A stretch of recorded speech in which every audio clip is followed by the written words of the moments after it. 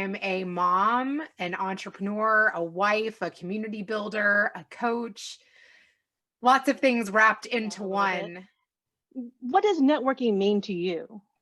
I was just talking to my husband about this tonight because one thing that I help people do is get on other people's podcasts to help them grow their own podcasts and to, just share communities. And I was talking to my husband because he's also an excellent networker. And I think what he and I both do is that when we meet people, we remember something that's important to them.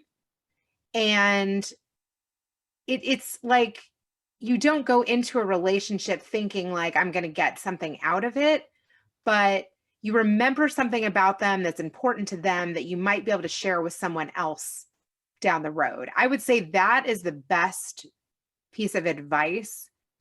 And even when I connect with someone online, so like I connected with you through Michael Goldberg, Right. I would include that in the message so that I always can scroll back and know how we originally connected. And truthfully, very good networkers do this naturally. If you meet somebody at an event, you're like, hey, I met you in the Women in Tech event, or you know what I mean? It's just that's a really good tip. If somebody likes a post that I do, like I do it even with that. I'm like, hey, I noticed you like the post about me interviewing the CEO of World Financial Group, carving her own path on my podcast, would love to connect. So then a lot of times they'll reflect that in their answer. They'll say, oh yeah, I've known her for a couple years. I'm actually studying financial services and I'm hoping to apply financial services to my real estate clients. And then I'll be like, oh, I have a good real estate friend that's in your neck of the woods. Have you gotten any deals off of LinkedIn? Because I keep telling her to get on here. And it just is like a natural flow, not Right. salesy, not trying to sell anything, but like talking about things that interest Ask you. you, do men and women network differently? 100% they do. I In think what way? so. What way do you think?